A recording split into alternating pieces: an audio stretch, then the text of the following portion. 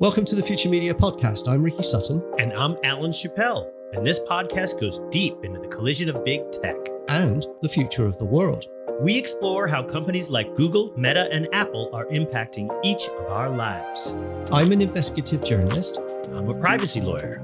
And every week we speak with experts to bring the unreported details into the light.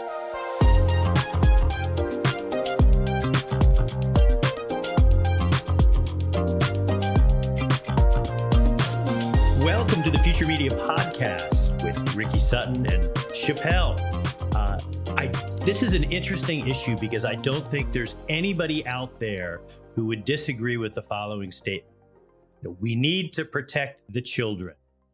If you were a politician and you say that, you're going to get more votes. You're certainly going to get applause in the room.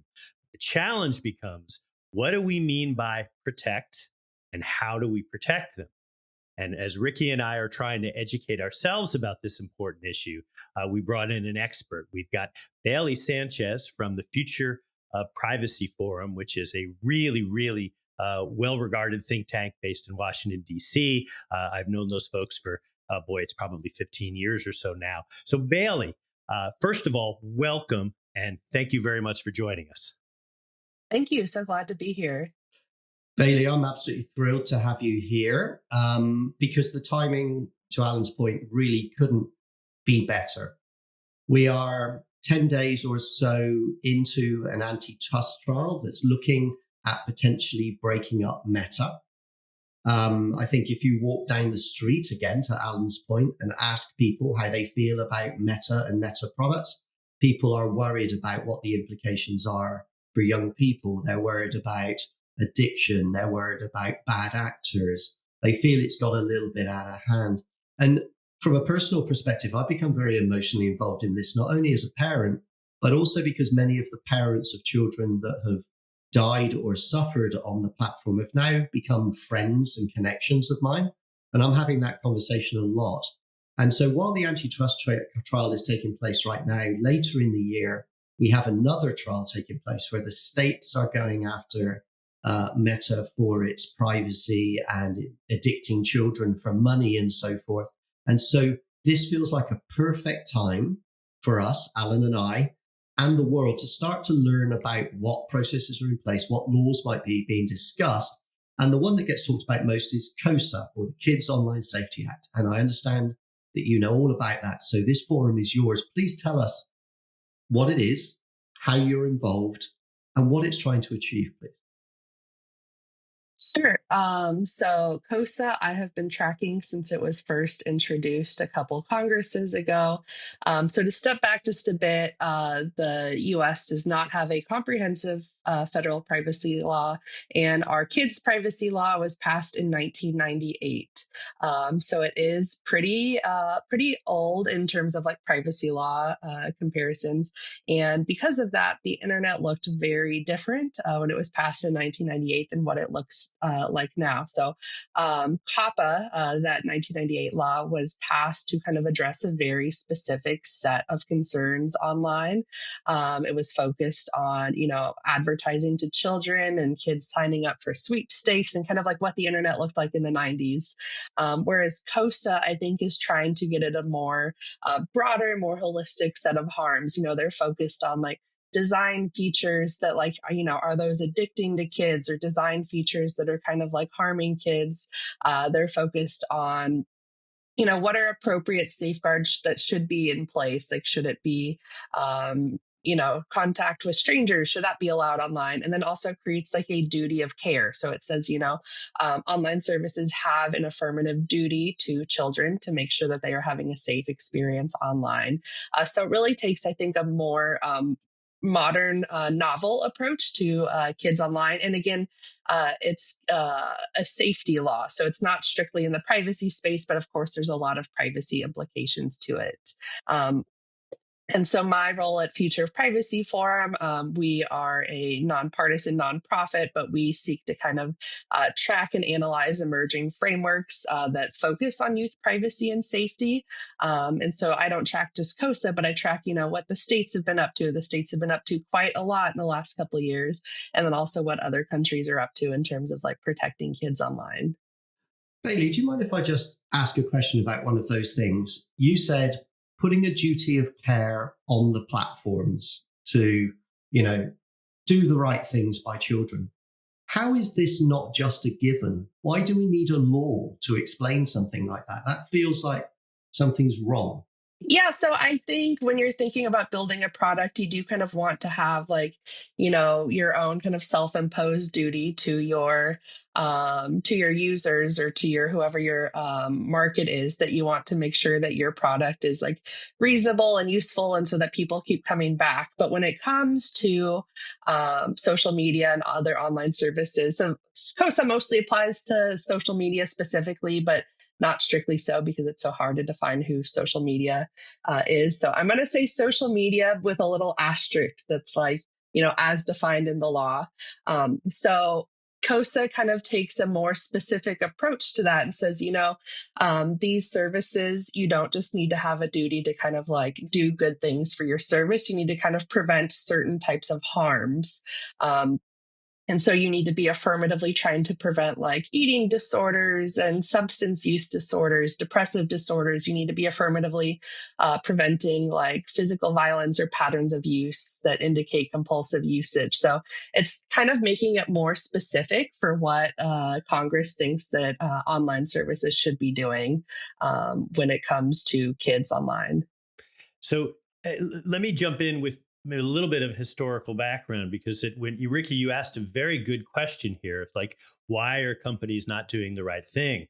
The U.S. has a long history going back to the 70s. So when the advent of children's programming for cartoons on Saturday and Sunday morning, well, those were ad supported. And the ads were often for the types of things that mom and dad might not be interested in purchasing for the children. Some of it was for junk food, some of it was for fast food, and some of it was for the types of toys that maybe mom and dad weren't super keen on. But after watching the commercial, young Billy absolutely had to have. And so the U.S. Federal Trade Commission stepped in, regulated the space, or attempted to, and then everybody freaked out. I'm oversimplifying a couple of things, but everybody freaked out. Congress came in and said, "Oh, Federal Trade Commission, maybe you shouldn't have the power that you currently have." And they actually took a lot of that power away. And on some level, that's why we're in the position that we're in, is that there has not historically been a sheriff in town to really make sure that companies consistently do the right thing. Not to say that the FTC isn't doing good work, not to say that in certain areas they aren't effective, but we don't necessarily have something comprehensive here over and above a privacy law that protects children. And what you're speaking to, if I'm correct, that like almost kind of put the FTC out of business, right? Essentially, they did.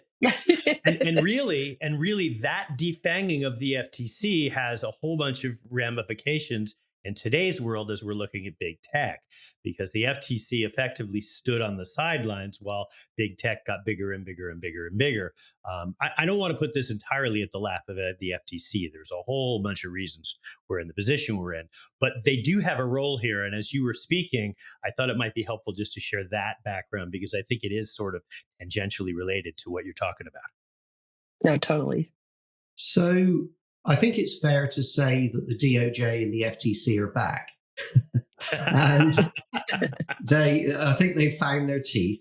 And, there's quite a lot going on at the moment. So COSA, I'd like to focus on COSA. So the families that I've been talking to, and they've really spoken to my heart, actually, these families, they are, I was going to say well-meaning. It feels like completely the wrong thing to say. These are desperately sad families that have had a terrible tragedy happen to them from a commercial platform that's making trillions of dollars for its founders and for its shareholders, or billions of dollars for its shareholders. And they really feel that they've been left behind. They really feel that they're victims and really have no voice. And so they fought really, really hard for COSA. It would be really helpful, actually, Bailey, if you could just give us a bit of history of COSA, where it came from, who thought of it, what happened to it, and where it's at today.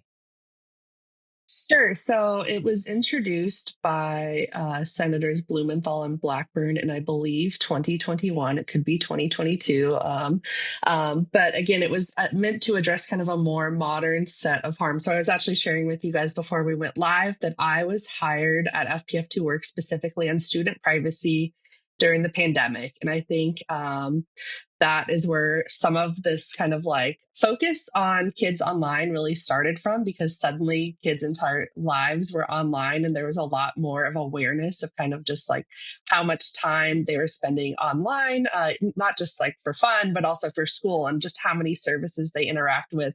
There were a lot more questions from parents. Okay, where are my kids' data going? Is this a good service or not? And so I think that is where some of the kind of like backstory to COSA came from, but also, there were the like Frances Haugen kind of like hearings. One of the big things that I think has really animated this discussion was a Surgeon General report from early 2023 that got a lot of buzz, but also I think is really misunderstood. So the Surgeon General did a report on social media and youth online. And so it's a very nuanced report that said, social media has both positive and negative impacts on kids and adolescents. And it kind of walks through like some of the considerations, but it was also tied to these other studies that said, teen depression is up, teen mental health is down. And so I think this kind of like swirl of pandemic, Facebook papers, student privacy, reports about teen mental health have really like animated this conversation. But it's really hard to pinpoint like where it started. It's just kind of been like a momentum building up for several years now. And so where are we now? So I remember the bill being brought by Blumenthal and his colleague, and that was bipartisan as well, right? That was right. And so what happened to it next? Yeah, so this bill got pretty close to passing last Congress. So last July, it passed in the Senate, I believe 91-3. And you're correct that it was bipartisan. I think that's a very impressive number for a proposal like this to pass by. That's not something we see a whole lot in Congress. But then once it made it over to the House, things kind of stalled out. There were some concerns from House Republican leadership. They weren't very clearly articulated, but I think there's some thought that like the duty of care had something to do with it. And also kind of like the free speech concerns.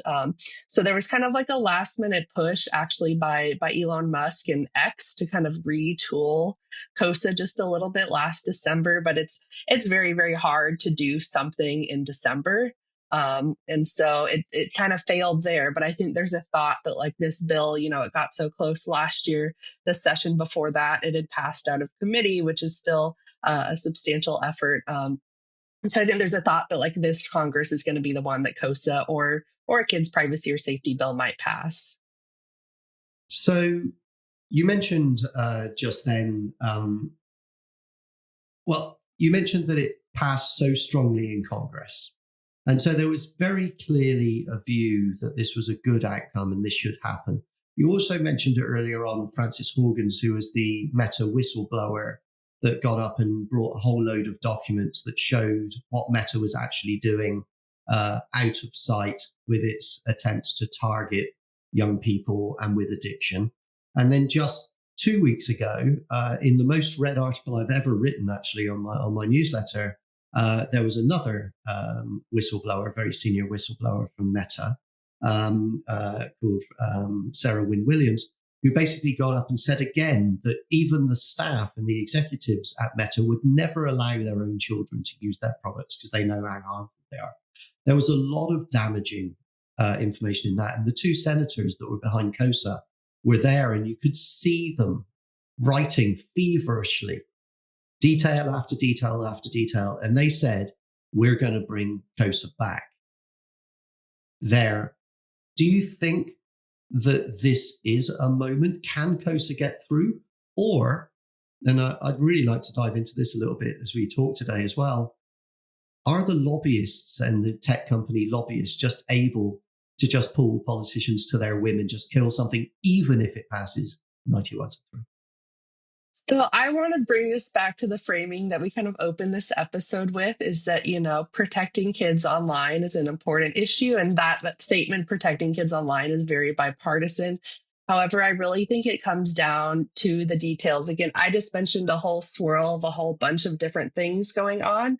And I think that has kind of been something that has held COSA back, is that a lot of members have different focuses when it comes to protecting kids online. Senator Markey, he's the one that really was a champion for COPPA. And he also obviously now is a champion for COPPA 2.0. He is focused on the more data privacy related harms online. Like, one of the key things his bill would do is prohibit targeted advertising. I think now increasingly from some conservative members of Congress, there is a concern that social media is kind of harming or kind of like dampening conservative voices and conservative speech. And they're concerned, social media is like radicalizing kids. There's a concern that like social media is a place to facilitate drug use. Now with AI, there's also an increasing concern about deep fakes and CSAM and that interaction. And so these are all important issues that I think to some extent maybe require like different policy solutions, or also just different types of conversations. And I think that is some of what has held COSA up, is that everyone kind of approaches it from a different angle. And it is a bill that's trying to like do something very, very broad and holistic. Again, this duty of care, it's focused on like platforms need to mitigate eating disorders. I think that goal makes sense, but I think the how you do it gets really complicated. Just mitigating depression and eating disorder, is that in the algorithm, or is that like saying, maybe kids shouldn't be on social media at all? And I think that also, Australia passed their social media ban last winter. And so I think now, some members of Congress are like, oh, is that the approach we take? Do we want to kind of retool the design of platforms, or do we just say, the approach we take is no social media at all? And so I think that's what makes it so challenging to kind of move it forward, is like which harm, or which like bucket of harms do you want to prioritize?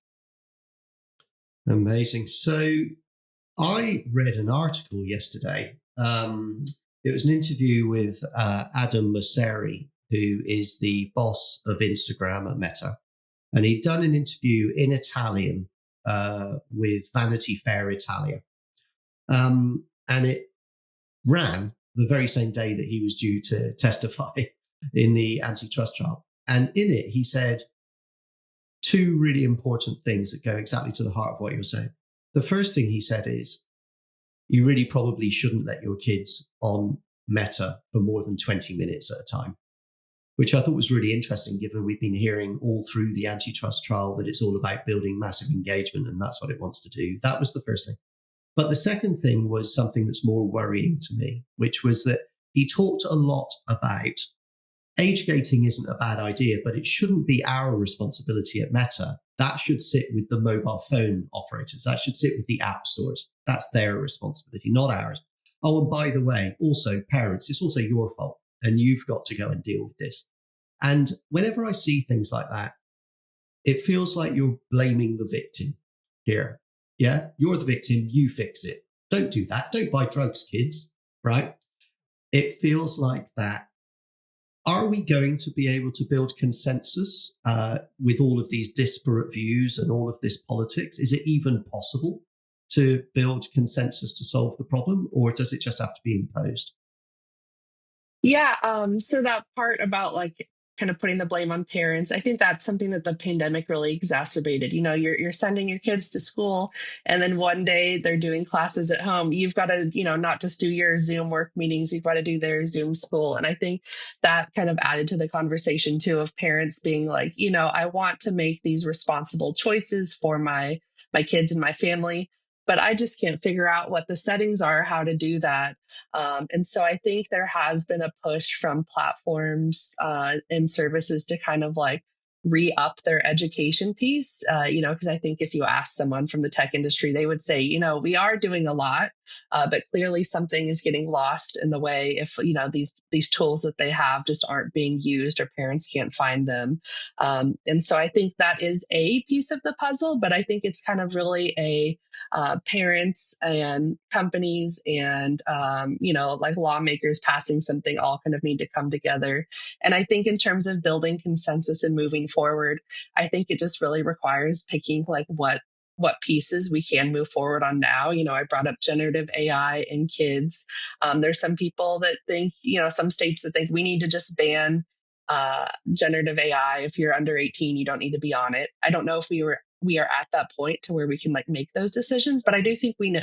I think we know some things. I think we can say, maybe we limit what types of advertising, or like, do we limit targeted advertising to kids? Again, that is in COPPA 2.0. I think that's something that like a lot of industry at this point has said, we're not doing that anyways, go for it. And so picking those like one or two things that you can kind of like start with. And I'm not saying that's the end of the day. The parents that have lost their children from harms or from bullying from social media, that is not going to kind of make things better for them. But I think we have to kind of start with, what do we know now, and what do we need to kind of still build out consensus for? Yeah, we're starting to see the states now take their own set of actions, and the states have on the privacy front, they've sort of moved. They started from a notice and choice environment, and then they moved into consent. And now we've got at least 2 or 3 states who are starting to talk about prohibitions of certain activities. And so what's going to happen here is that the inertia from the federal government, whether it's well-meaning or not, the states are going to step in and they're going to have their own remedies. And as somebody who works with the business community, that's going to be chaos.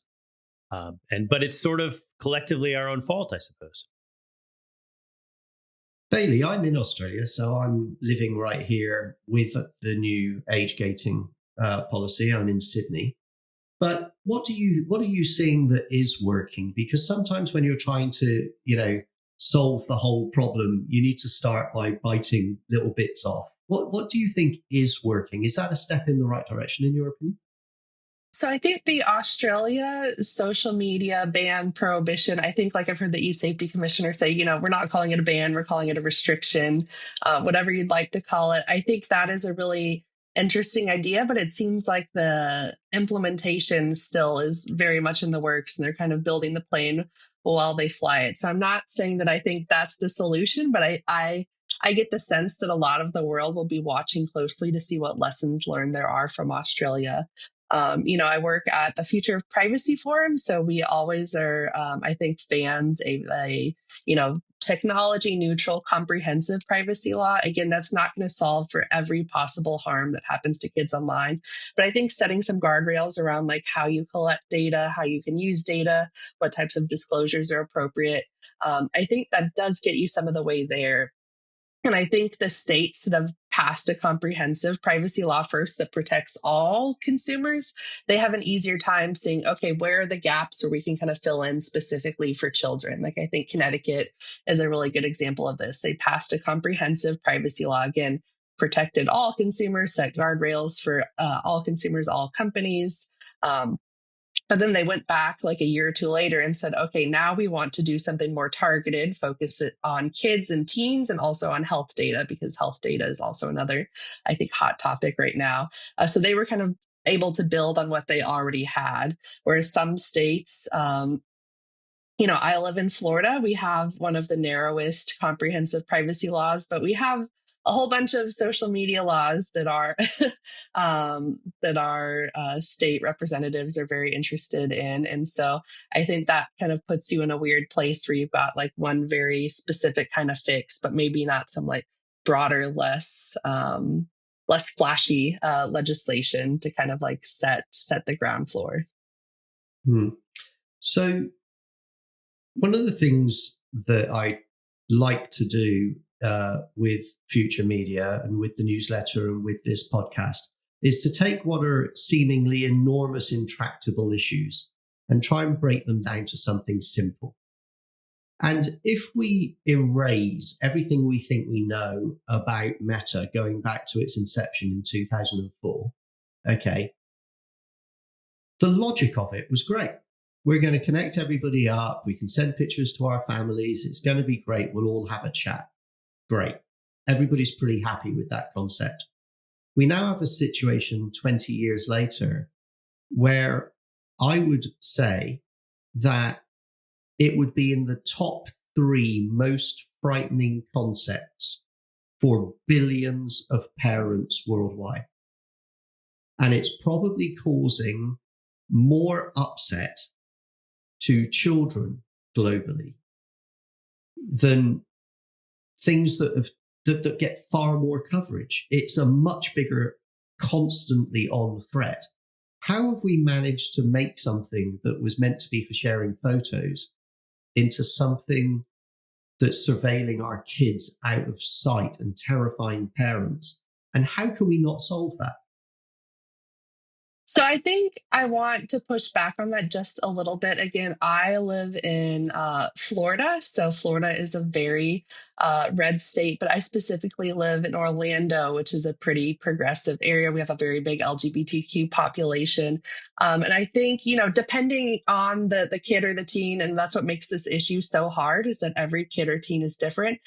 Some kids, and I say kid like loosely, I think it's very hard for anyone to argue that like an 8-year-old needs to be on Instagram. But I think, when you get to those 13, 14, 15, 16-year-olds, that's where the issue gets the hardest to figure out what's appropriate.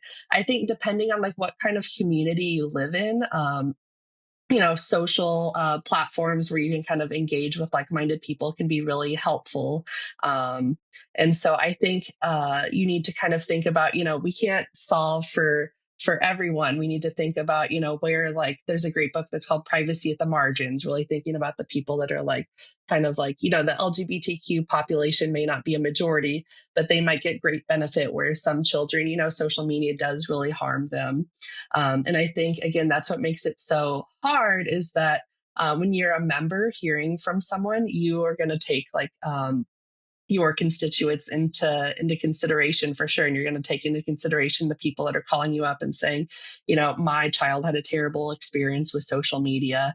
We need to ban it. But you might not hear from that person that says, I'm a 16-year-old queer that's living in Alabama. And I actually love social media because everyone else in my school is super into like Alabama football, and that's just not me. And so I think that that's something that I really try to keep in mind, is that, there's just a lot of different perspectives out there. And I think that's where the Surgeon General report got kind of like misinterpreted, misread, is it because it did say, for some children, social media is actively harming them. And I think the Facebook hearings were really focused on how teenage girls interact with social media, but there was not a lot of discussion on, how are teenage boys experiencing Instagram? Is it not an issue for them? Is it? And it's just, hasn't been like where all the research has been. If I could just say thank you for pushing back, because I have read before this conversation today, quite a few people I would have assumed would have been very heavily in the ban it, pass laws camp, who've actually been saying things like, no, just hang on a minute. This goes far deeper. And when it talked about some of those communities of people that use the platform and how important it is to them, I'd perhaps missed some of that nuance. So I'm glad you pushed back, because I really do want to understand this. Is it even possible to pass a law to solve this, or do we just need to start building frameworks here, there, and everywhere, and they're constantly adapting? Is that the way it goes? I also want to tie this back to your previous question. So I work on kids' privacy and safety just because, the work keeps me busy and that's how things go. But I sometimes even question the idea of if we need like kid-specific solutions in all cases. If we are concerned about kind of, misinformation or addiction, is that even a child-specific issue, or maybe not? And I think it's kind of framed through like the kids and teens lens, because again, kids' privacy, protecting kids is so bipartisan, but maybe stepping back and thinking about what safeguards should just apply to all consumers. Like I am an adult, but some of the things in COSA, like, default privacy settings, so I don't have to go in and opt into those, that appeals to me. And I am not, I am no longer like a 16-year-old girl. And so I think your question on like, can we solve this? I think we can solve some issues with passing a law. But again, as I mentioned, there's just so many. I don't think we can get at all of them. Like, I think, again, that like generative AI and CSAM question is very, very thorny. And I don't think COSA even really like solves for that because it's something that's so novel. But I think there are some things we can solve for. And I do think like this duty of care idea is interesting because I do think, it's interesting that there's a very explicit requirement to say that like you should exercise reasonable care in your design. I mentioned COSA a few minutes, or not COSA, I mentioned Connecticut a few minutes ago. They actually have a duty of care in their comprehensive privacy law. That is passed, that is in effect. There have been no legal challenges.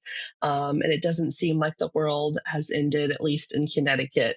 I think perhaps challenge with COSA is that they're a little more like modern with the types of harms, whereas like Connecticut's duty of care, I think, is the more like traditional privacy harms. Like it's like no, intrusion upon seclusion. It's like financial harms, physical harms, whereas COSA is trying to get it like the more modern harms online, like bullying, eating disorders, depression, and those are just hard to put in a law. Yeah. So that raises a couple of things for me. So the two challenges, there's probably way more than two, but as I think of the two primary challenges in my brain, the first is that a lot of those harms can be squishy to define. And I'd love to hear your reaction to that. But before we get there, is the second, which is, isn't it sort of implicit in all this that one needs to decide that, Ricky is 11 and Bailey is 14, and we have to have some basis for understanding, what your age is. I mean, doesn't that sort of imply that you need to, understand what everybody's age is and identify just about everybody on the internet? And am I misunderstanding that? So you're getting back to something that was debated for a long time, but the conversation has gone like so far past that in terms of like the kids online debate. But that was kind of like a long-standing thing that was debated online with COPPA, is whether or not the actual knowledge standard is doing its job, or if companies are just pretending, closing their eyes that like kids are on their platform. And so I think it really comes down to just the nitty gritty of how statutes are drafted, whether there's like an affirmative requirement to go out and like ask for that information. But now the trend in like the state laws has been kind of like actual knowledge or willful disregard. So, you don't have to go out and collect it, but if the information makes its way to you, you can't, hit delete or pretend you didn't see it. But that's COPPA, and I understand COPPA, and in some respects, the reason they haven't been able to update COPPA successfully is because there's a squishy standard there. The child-directed standard is as squishy as it gets. Nonetheless, it's been around for so long that you sort of get the idea. Okay, child characters, cartoons, that's directed to children. Problem there is that when you raise it up to like 16, then suddenly you're dealing with an entirely different framework and nobody really knows how to do it. No, anything that's directed to teens, I think it's hard to find something that's directed to teens that isn't also directed to adults. Right.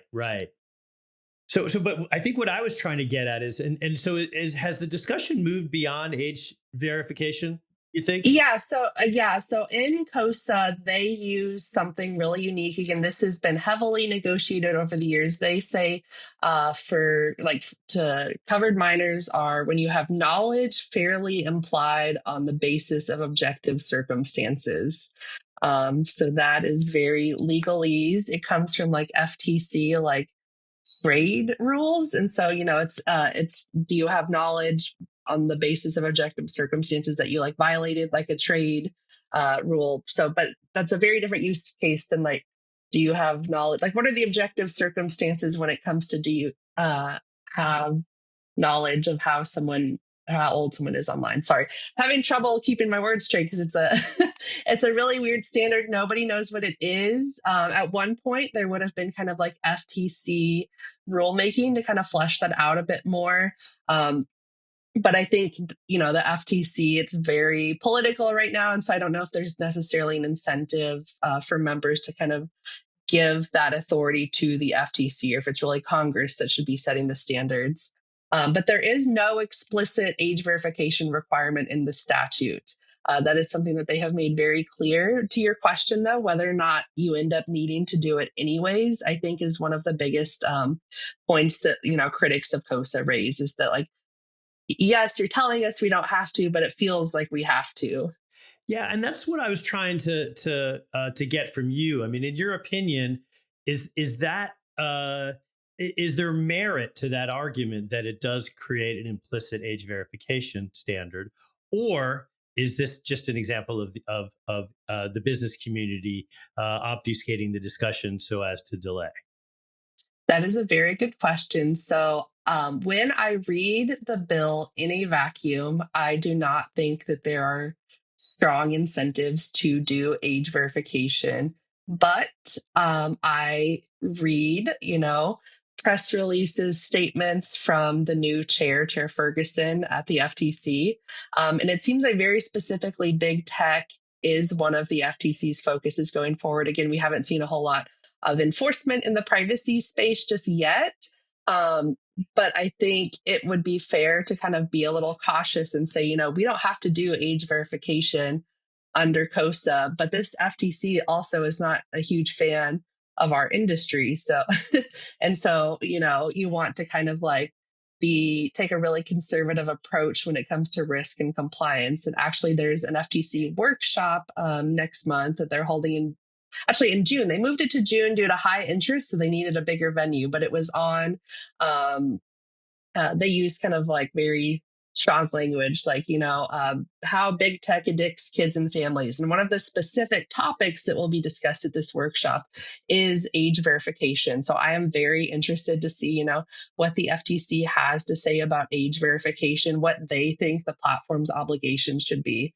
So yeah, short answer, in COSA, I do not read it, but, looking at the bigger picture and what it's like to kind of just like be in compliance and be legal and kind of advise on, like, if you think the FTC is going to come knocking at your door, I would be a little bit nervous and probably think I have to do some age verification.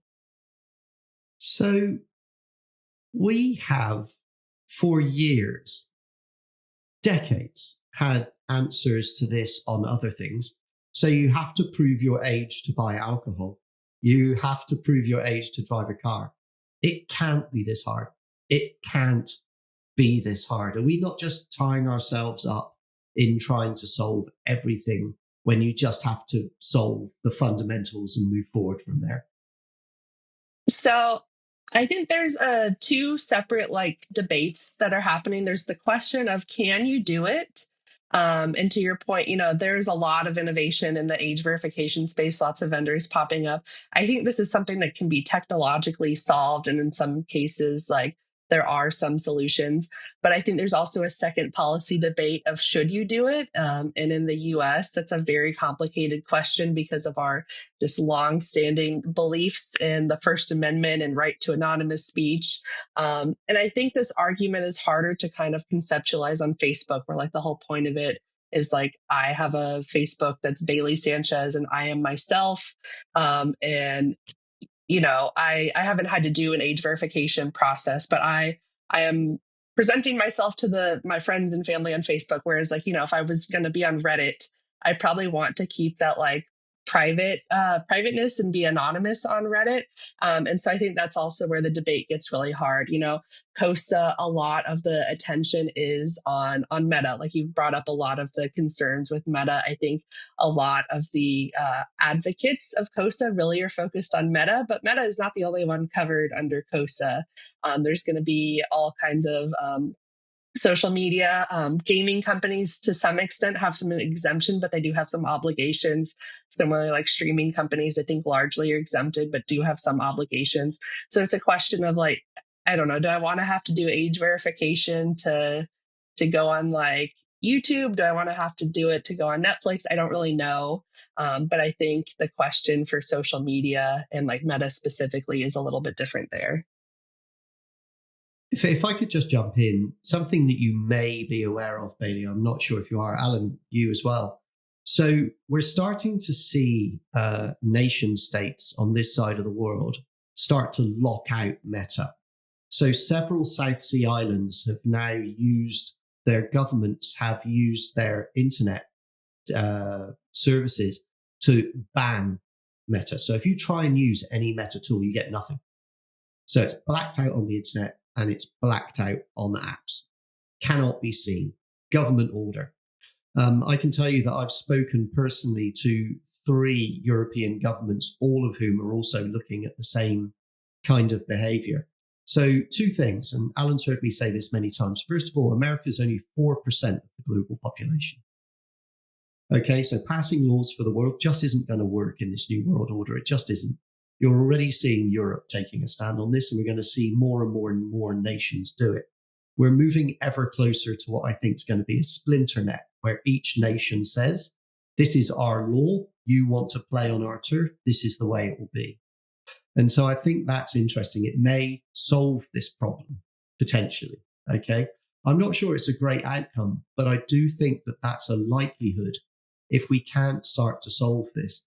America's view of freedom of speech is not shared by the majority of the world. And that creates just another difficulty. And I'm sorry to throw another one in, but that's kind of how people overseas are seeing this.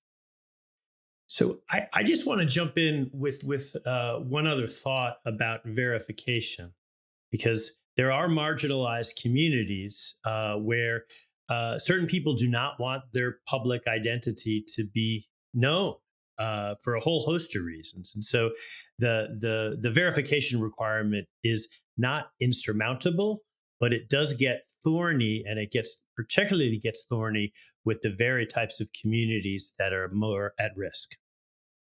Yeah, and I think tying those 2 points together, in some parts of the world, the facial age scans are have become, rolled out. And then in the US, that is very much not the case. I think the US just has a bit more skepticism towards that type of technology.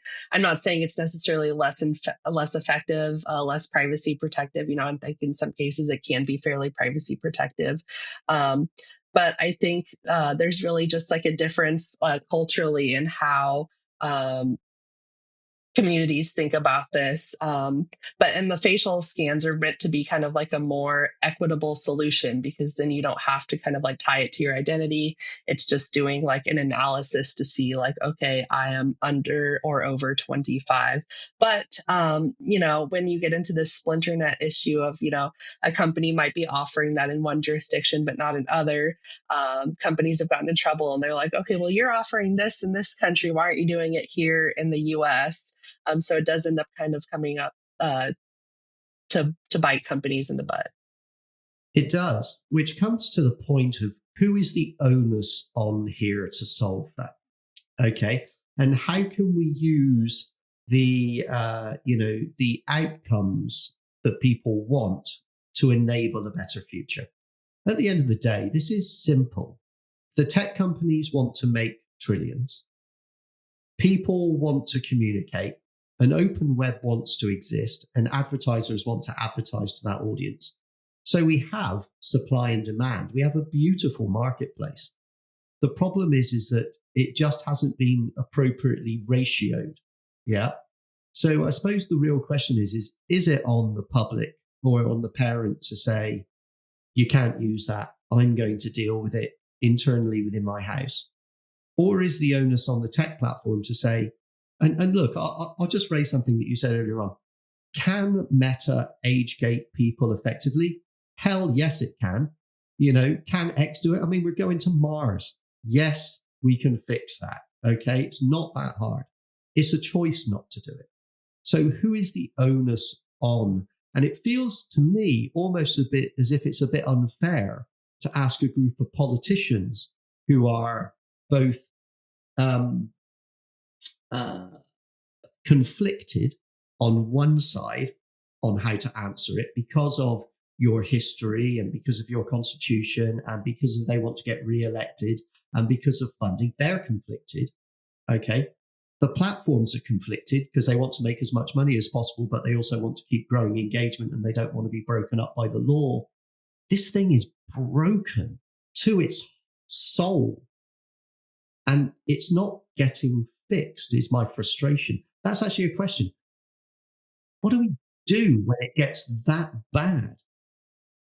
So you keep asking whose problem is this to fix? I do think it is a bit of an all of the above. I think, you hear from lobbyists that like parents need to parent, but I don't think that message really resonates with the public or with lawmakers. I am a parent. I'm a parent of a young child that does not have their own phone, but I would not love to hear, like you're doing a bad job at parenting.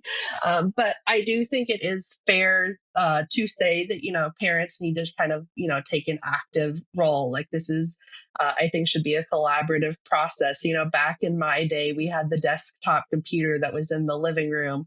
My parents were not like looking over my shoulder necessarily, but they were able to kind of see what I was doing.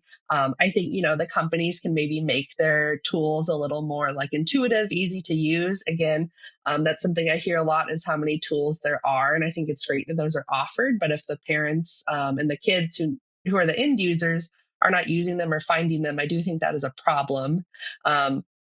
And I also hear a lot that, like, schools need to do more. In the US, teachers are very underpaid. I think they are doing their best. They're trying to keep their funding and their jobs. I do think that, like, digital citizenship is something that, like, could kind of be beefed up in school. But I don't even think it's just that. I think, in the US, there also is just generally, like, citizenship classes that are really not, like, there is a gap that really is not being filled generally, and like just being like a citizen in the world.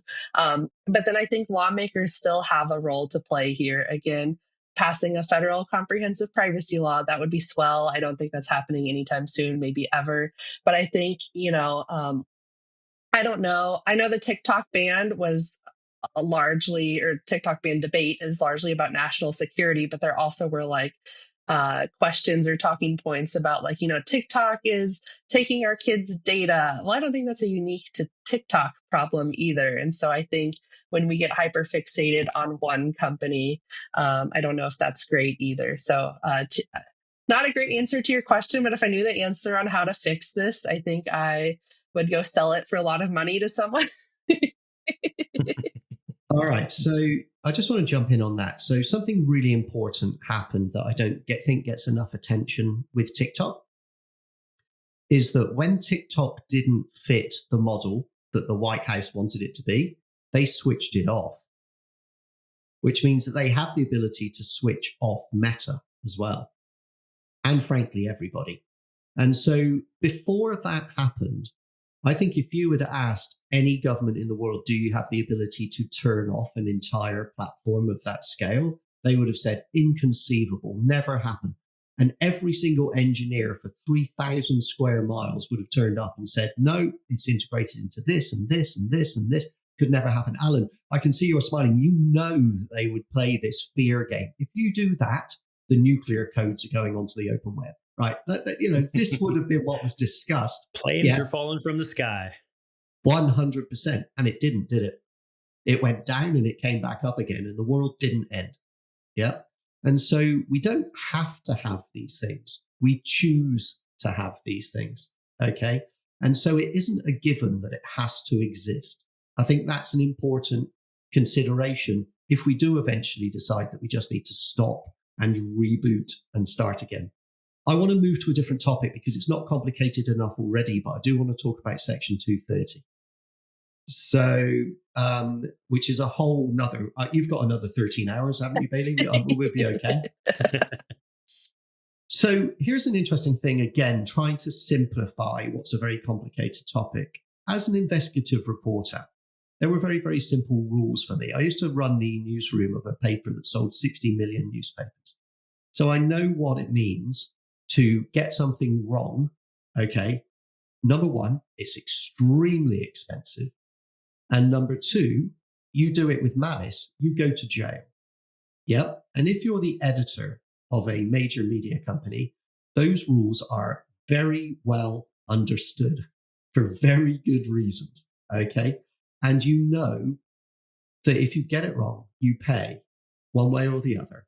And so you don't get it wrong. And you go absolutely out of your way to ensure you don't get it wrong. And there are all kinds of laws that might catch you when you're a publisher. It might be that you've said something wrong about children. There are very clear rules around that. You might say something that is misinformation. And if you do it deliberately and maliciously, you're going to pay for that. And if you write something that is defamatory and it's done with malice of forethought, you're responsible for that. You're going to pay monetarily or with your freedom. These rules worked for a century, and they still work on the internet.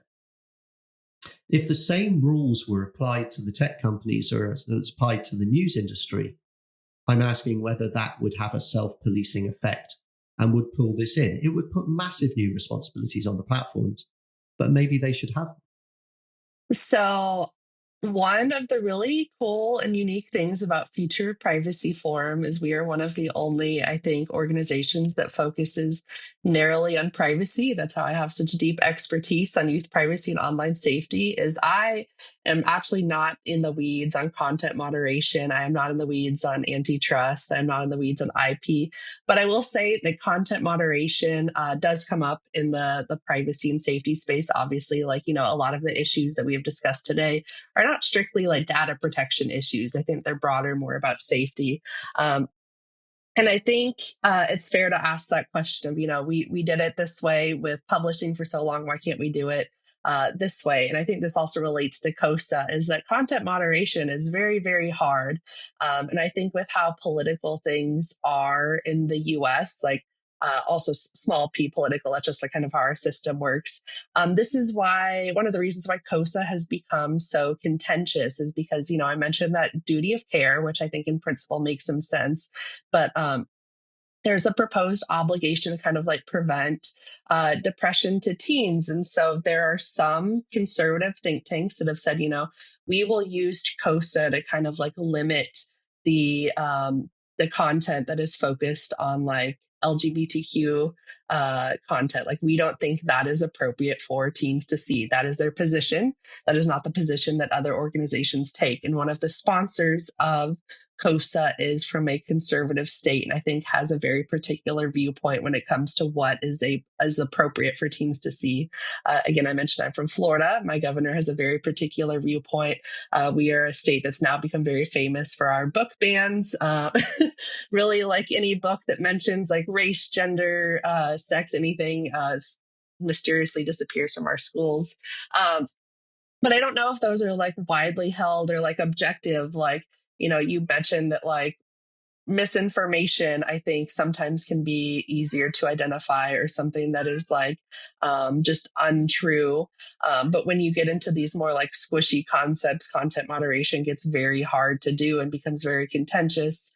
And on its face, it may seem like it makes sense. But again, one particular group with a set of views is going to interpret something very, very different from another group with another particular set of views. So what I'm hearing is that one person's education is another person's indoctrination, and that we're not far from a situation where, to protect the kids, we need to teach them creationism over evolution. Yes, I think that is actually, I think, a fair way of of characterizing things. I think the entire rest of the world think you're bonkers. Honestly, I mean, I don't know if we disagree necessarily. Yeah, look, this is honestly, I'm just offering a perspective with love. Okay, the rest of the world is looking at this contortion effect that's taking place around free speech and content in America with utter bafflement. We don't get it. You mentioned earlier on about indoctrination.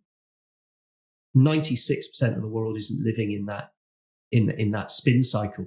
And so we're not experiencing it. What we see is that our kids are sitting on TikTok for 78 minutes in front of the TV. And when we try and get them off, there's a temper tantrum.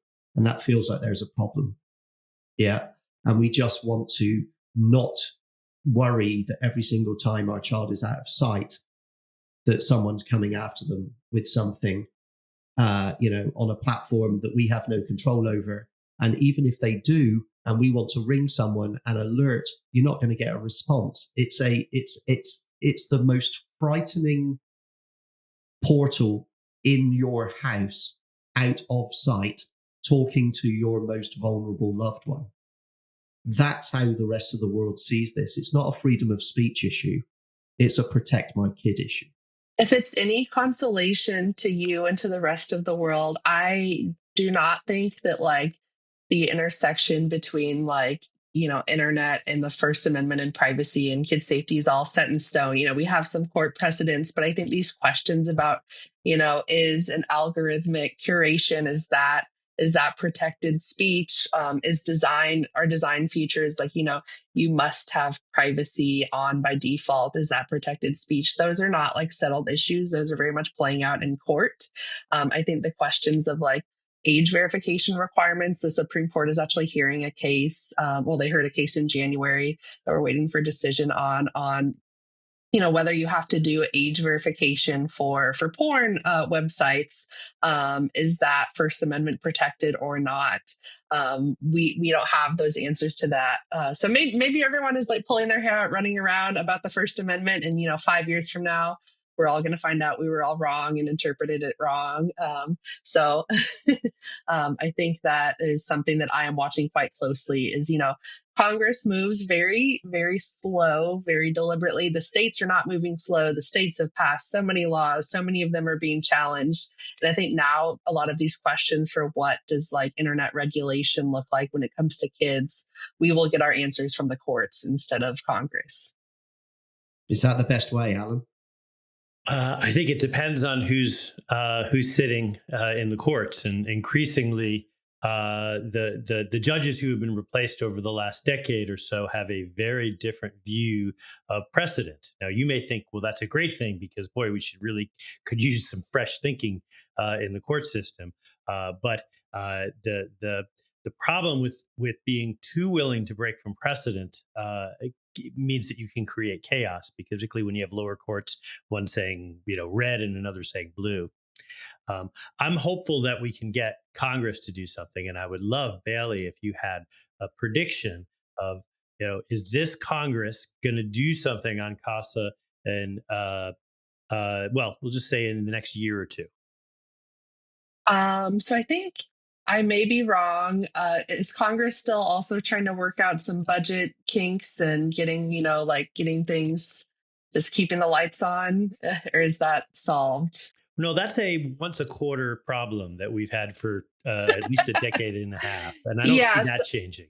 So I think that is always part of the calculus is, there are a lot of substantive things that Congress would like to do, but there are some pretty basic things that I think end up taking a lot of time. I will say, again, if I were going to make a prediction about anything in like the privacy or safety space passing, I think it would be something like a COSA or a COPPA 2.0. Or we didn't talk about it, the Kids Off Social Media Act. The name kind of says it all. It's to prevent kids from being on social media. But I think there was some shakeup in House Energy and Commerce and Senate Commerce. Now Ted Cruz is the chair, and Representative Guthrie is the chair of Energy and Commerce. They have both indicated, we are starting from scratch on federal comprehensive privacy. I don't think we will see anything from there anytime soon, although it's nice to hope. But it seems like things are much further along on kids' privacy and safety. Again, it's a much more bipartisan issue. And also there are frameworks that have kind of like continued to appear year after year. And it got very close last year. Like I said, like it happened pretty like late in the term. And so I think they want to move on it quickly. They have said, we will pass these kids things and then we will focus on comprehensive privacy. So I think, again, a lot of the privacy business community wants that comprehensive privacy law. So maybe people will be like, okay, we need to scoot these kids ones along so they can do the other thing we want them to do. I feel like, though, we tend to vacillate back and forth. There was like the hyper focus on kids, then hyper focus on national privacy law. And then we've had a recent trend of going for national security privacy laws, which are sort of its own unique thing. Now those pass because boy, the only thing worse for your political career than saying no to a kid's privacy bill is saying no to a national security bill, and so. And those pass so quickly. Yes. So, do you think, and this I think will be my final question, do you think that if ultimately there is a forced breakup of Meta so that you now have, a significantly larger pool of social networking apps, will that be good for this issue or bad for this issue? That is a really interesting question. And I think a really fun way to frame it. Well, fun for me. I don't work at I don't work at Meta. Maybe not so fun for them. I think it makes sense to frame it that way because again, so much of the focus has been specifically on Meta, Instagram, Facebook. But I do think that there's just enough concern about this issue generally that there would still be kind of like momentum to move things forward, even if that breakup happened. And again, we've mostly not talked about AI, which is very impressive on a tech policy discussion these days. But I do think like the way things are moving with AI combined with that concern for kids' safety, I think still continues to make kids' privacy and safety a priority. So it's not so much a prediction, but just an observation is that the more social networking options that are out there, the higher chance that one of them will start to experiment in this area and perhaps invest in this area where they become I'm really dating myself here, the CompuServe of the current social networking environment, where if you can really crack the code where you truly are child safe, you might be able to create a market. And one of the challenges around that is that there are fewer options for social networking services right now. I like that mention though of CompuServe, and I think that's another. This isn't what you were getting at, but that raised a point that, like, there's so much concern about Instagram and Facebook. I don't know how many like teens none of the teens I know are on Facebook. That is not like the cool thing anymore. Like kids are always looking for the next cool thing. And so I think that's what's very challenging about the speed at which law passes is that like the kids are 10 steps ahead of us. By the time a COSA passes, who's to say social media will be the cool thing? Yeah, fair. All right. Well, we're in the business of prediction, so I'll make a prediction to close this one out. So change only happens two ways. It's either evolution or it's revolution. Okay? There are no other ways. Evolution has not worked for 25 years. Evolution has made things worse for most people on the street. Okay? And so it feels like revolution has to happen. We are in this unpoliced world. The world's waiting for America to fix this and to fix these platforms. But the world's not good. The world's done with waiting. It's done with waiting. And we're kind of one next disaster away from revolution. Okay, so there was a situation in New Zealand where a guy went into a mosque and just started shooting people and live streamed it on Meta, and Meta argued it was free speech. For New Zealand, that was a turn Meta off everywhere moment. Meta has virtually no reach at all in New Zealand because everybody remembers. And I worry that if we don't bring into place something comprehensive and revolutionary, then something really bad will inevitably happen again. Because if you give all the children all the matches or all the people all the guns, something bad always happens. And that's how it feels here. And what's going to happen is that countries are going to say, we've waited, we've been patient, nothing's happened. It's being turned off today. So I'll leave you with a proof point of this. A European government said to me recently, Alan, I haven't told you this, they asked for my advice. We were having a conversation. There were a group of policymakers in the room. We were talking about Google and they were talking about competition. At the end of the conversation, one of the people in the room said, and what about Meta? And the equivalent of the AG of that country just said, that's a criminal matter. We'll come back to you. That's how the rest of the world is viewing this. And I think the patience on this is ending.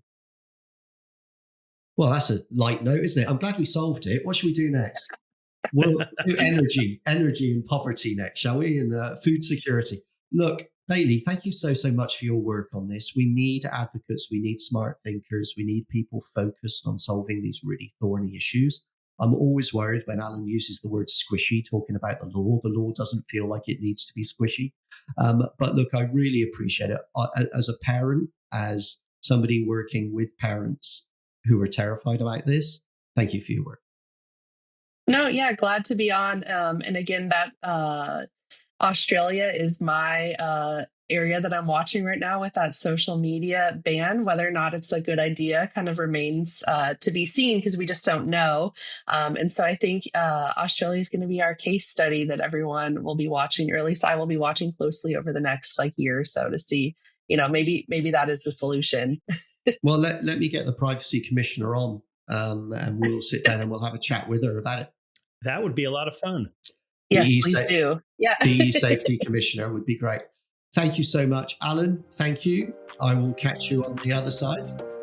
Thanks, Ricky. Thank you, Bailey. Thanks. Until next time.